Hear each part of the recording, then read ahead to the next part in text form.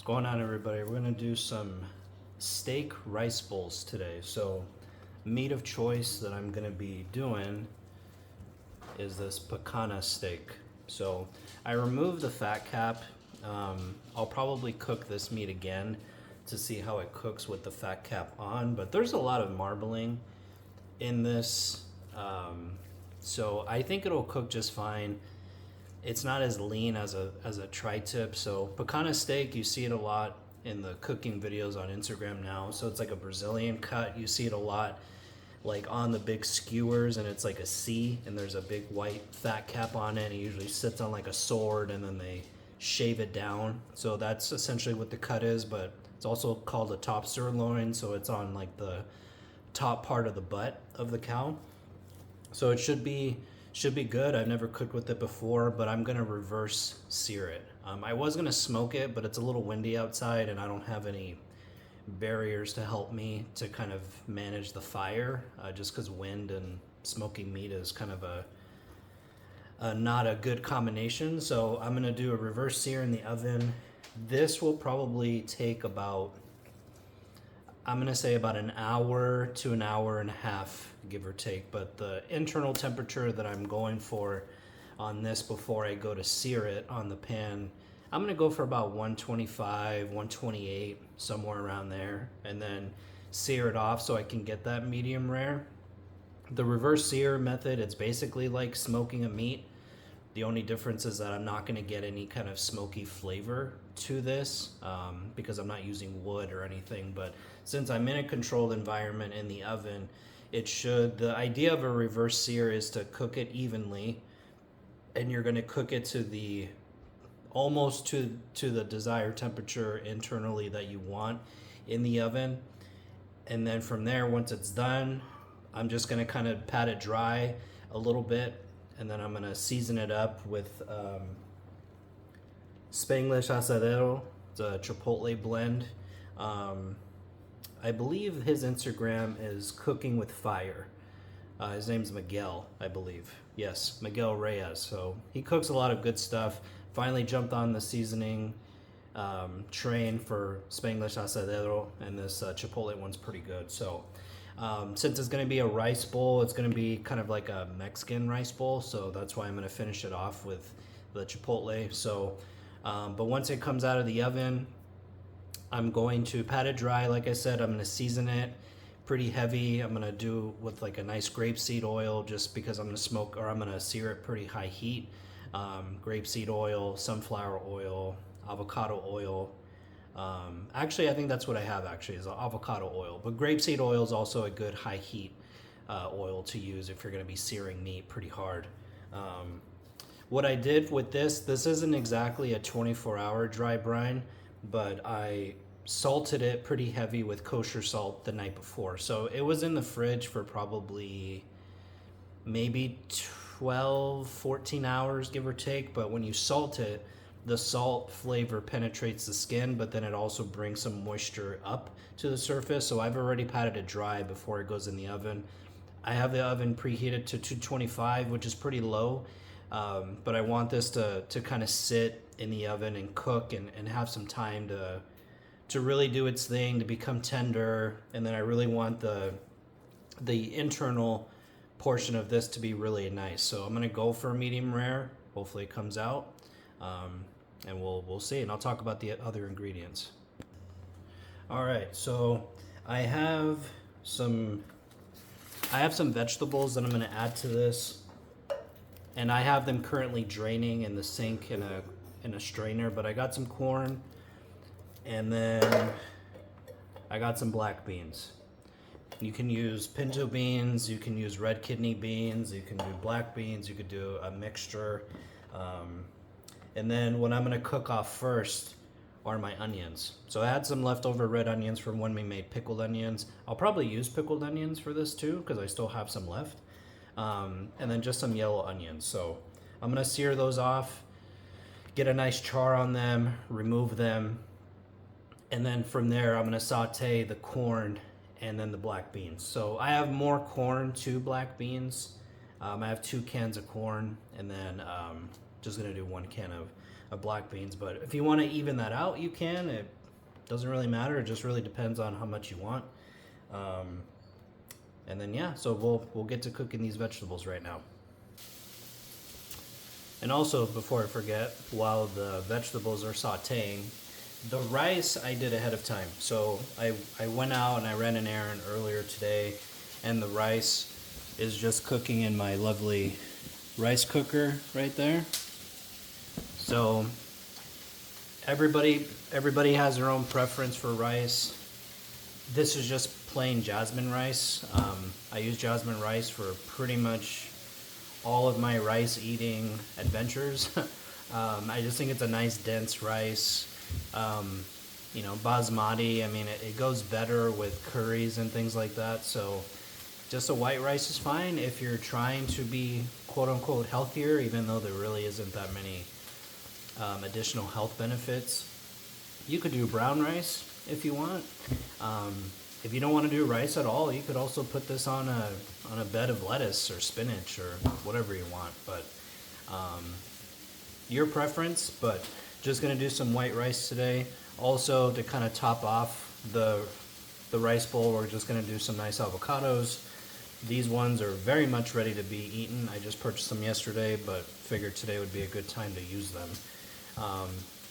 Also, for the meat, I wouldn't necessarily recommend checking the temperature all the time with like a probe, just because you're going to be letting out a lot of heat from the oven. So if you have a wired thermometer that leads to, you know, a digital box that tells you the temperature, and then you can set it to a temperature that you want, and as soon as you get that temperature, it should beep. I mean, there's thermometers and everything now that link up to your phone. This wire thermometer or probe that we have, we've had it for a long time actually, so it's pretty inexpensive. I mean, you can get as expensive as you want with the technology, but I think if you're going to be cooking meats, I do a lot of reverse searing just because it's one less thing that I have to just worry about, especially with having a baby in the house. So it allows me to focus on other things. It doesn't take up as much space. And the probes are nice. It's a good way just to just have an extra set of eyes in the kitchen, and it's always good to have some extra tools. So the onions, they're currently sweating off right now, and you can see it's starting to get a little char in some places. That's kind of what I'm going for. I don't want them just to be soft. I kind of want them to have a little bit of a grilled-like taste to it, since I'm not doing these on the grill. And I just did salt, pepper, and a little bit of red chili flakes. When I go and do the corn is going to have a little bit more flavors to it. I think I have some smoked paprika. I'm going to do some cumin. I'm going to do some Chipotle Chile powder. I got a seasoning from Hardcore Carnivore. They call it their, I think it's like their fried turkey seasoning. Yeah, this guy right here. But there's some really nice flavors in here. There's some garlic, sage, or some jalapeno, so it has a little bit of a bite. So since I'm keeping this trying to make this like a maybe like a Chipotle rice bowl or any kind of Mexican rice bowl. So I'm trying to keep those flavors on point, but the corn really soaks up a lot of that flavor. And the onions and everything, I'm just doing salt and pepper, just because the salt kind of helps to release a lot of that moisture. So the onions hopefully will still have a nice bite to them after everything gets cooked off. So, but once I get the corn and everything and the black beans on the pan, I'm gonna kind of go for the same kind of texture on the corn as I am with the onions. Just the seasoning is gonna be different. So I want everything to kind of be layered. I don't want to just go heavy with seasoning on one thing and light on the other one. You know, I want everything to kind of blend in other words. So, but we're gonna cook up these onions, and then I'm gonna add the corn and the black beans afterwards. Another thing that came to mind is you do not have to use picanha steak. You can really use any kind of red meat that you want. Even if you wanted to do ground beef for this bowl, you could do that. So Picanha, just because the price point was pretty much the same as a tri-tip, or if I was getting a package of like, I know our grocery store out here in Texas, HEB, they do, a lot of times they do like packs of 3 for like some of the thicker cut ribeyes, but price point, everything was about the same. 30-ish bucks for 3-ish pounds, give or take, so between $8 and $10 a pound, depending on where you go. I mean, Whole Foods and some of your other grocery stores are probably going to charge a little bit more, just because the quality might be a little bit better. But this is still a prime picanha steak. So, and it came with the fat cap and everything on it, but I just removed it, like I said last night, just because the fat cap was just really, really hard.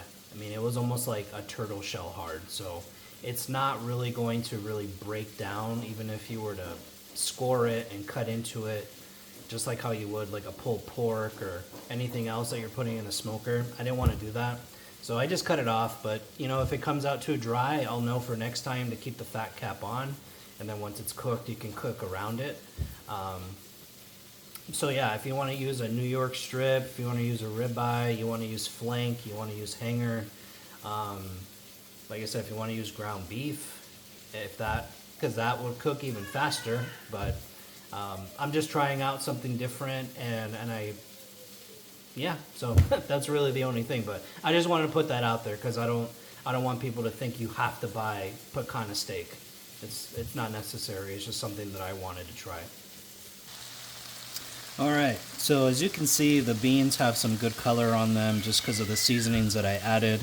I'll have a link in the description, or I'm sorry, a description in the video itself for what seasonings I used. In regards to the corn and the beans, since they're canned, I didn't cook those fresh. I'm not going to recook them, but the only thing that I'm doing besides getting them hot is I'm just adding flavor, and I'm just trying to add a little bit more texture to it.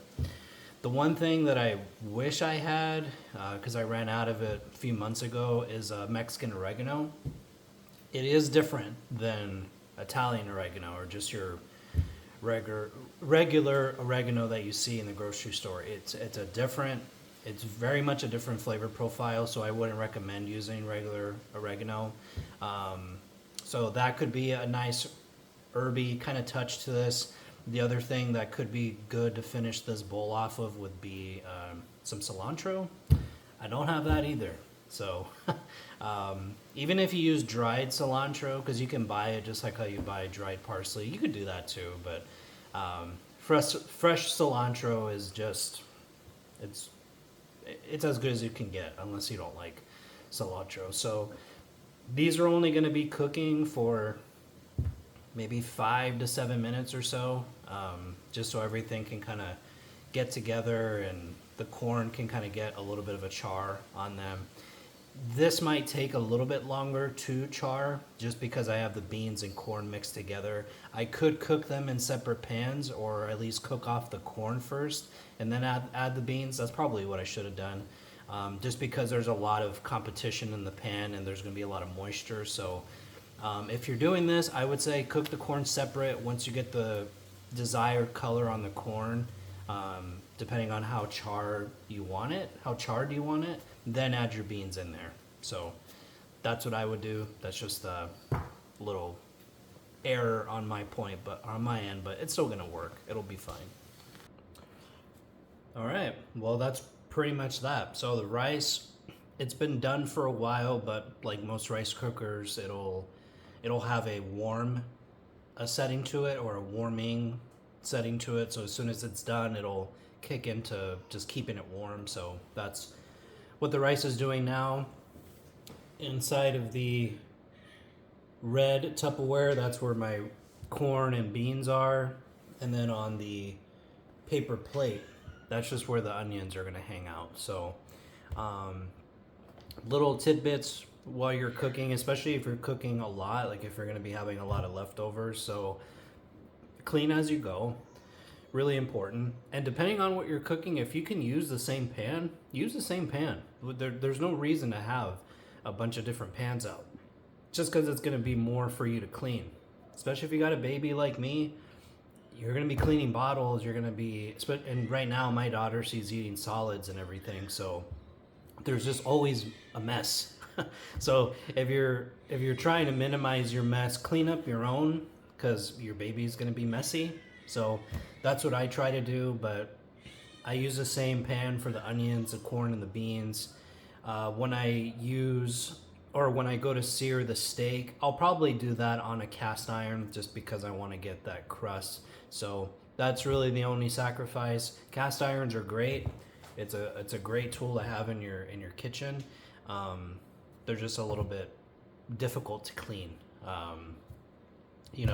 Stuff sticks to it if you haven't seasoned it properly, or if your maintenance on it isn't very good. It'll just be kind of a you-know-what to clean, but it'll be nice though, because it's going to be a nice crust on the steak. So I got my cutting board here ready to go. I got everything placed. I haven't obviously cut into this avocado yet because I don't want it to bruise, so this will be kind of a last minute thing. So the corn and the beans, they should stay pretty warm. The onions will probably cool down a little bit faster, but with the rice and everything, because we're going to be eating this for lunch once this is done, it'll still be hot. It'll still be hot and fresh. So think about your meals like that also. Like, what can you keep warm? What is able to cool down? In this case, this Tupperware that I just pointed out here, that retains heat pretty well. And then obviously the rice cooker will keep everything warm. The onions, I'm not too worried if those cool down a little bit. They'll come back up to temperature when you go to assemble your bowl and everything. And then, the steak is currently at 81 degrees. So, the weight on it, I want to say it was about 3-ish pounds, but the fat cap on it probably added like a decent amount. I mean, the fat that I cut off was probably like this when I was done with the pile. Like, it was a good amount of fat, so that in itself took away from the weight. This has been, so time of recording, this is about 20-ish minutes just with editing and all that stuff together.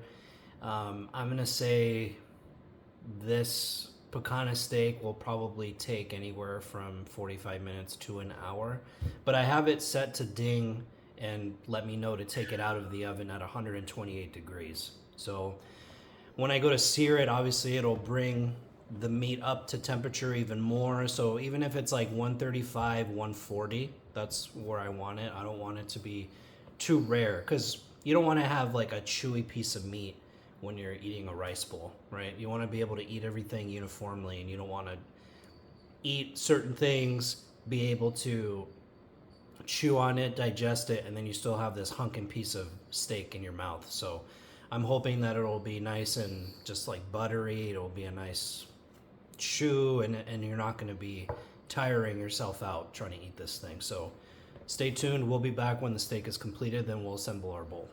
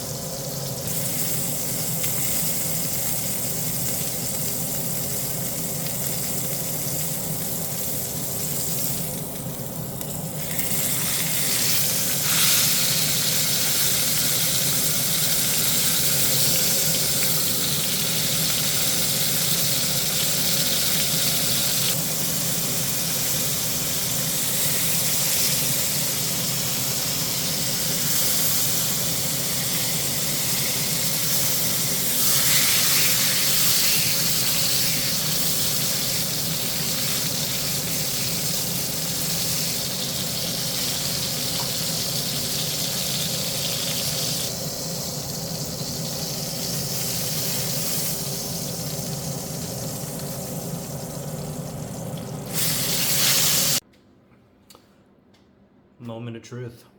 Let's cut open the steak.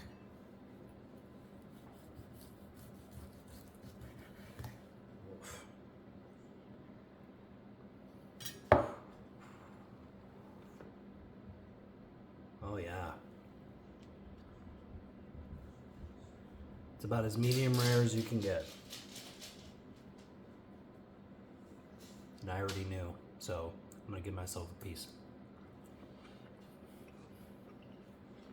How can that be bad? All right, it's a finished product. Yellow onions, red onions, white rice, corn, black beans, some avocado, and that nice picanha steak. Let's give it a taste.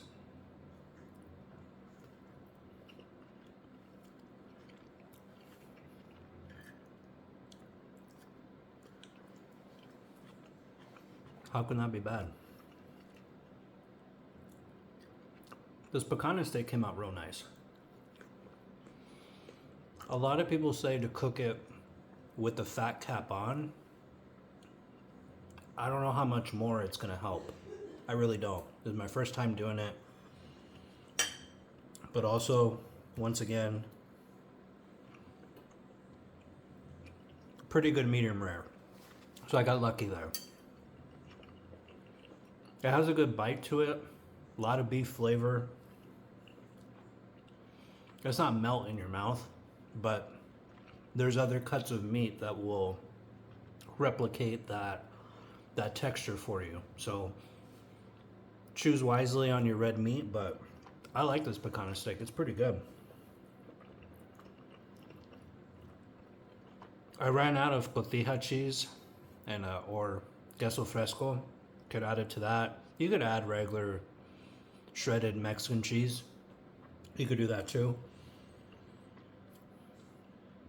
If you don't want your corn and your beans to be super spicy, just dial back on the seasonings. Doesn't have to be super heavy. Once again, I'll have the recipe below. The steak I used, once again, I use this. There we go.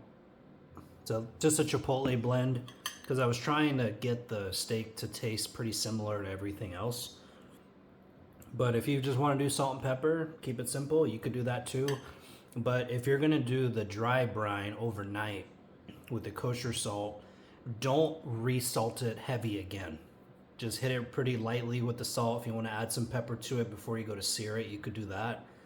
Just make sure that the outer exterior of the steak has, you know, a little coating of oil so you can get those seasonings to adhere to the steak as best as possible. But don't salt it twice. That's just for me. I'm kind of sensitive when it comes to salt. If there's a lot of salt, it kind of bothers me. But for some people, they really like it salty. But in this case, the idea of the dry brine is so the salt flavor can get into the meat itself. So there's no reason to have it internally and externally as heavy on the outside. So I'm glad I didn't do it on this because I really taste the salt, even though I didn't do a 24-hour dry brine.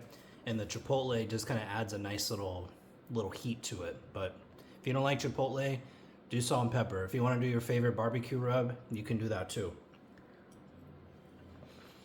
Or if you want to add like more of like a citrusy kind of marinade, there's Mexican seasonings out there that will give you some different flavors. You can do that too. So there's a lot of different things you can do. Avocado, like usual, is a nice little cooling touch. I make a lot of meals with a little bit of heat to them, so avocado helps. But if you got other vegetables, you can do that too. You can do red bell peppers, yellow, green. You want to cut up some jalapenos in here, serranos. I forgot to add pickled onions to this, but you could do that too. So rice bowls are great. They're good for leftovers. You can really make it the way you want. This is just kind of what I had on deck.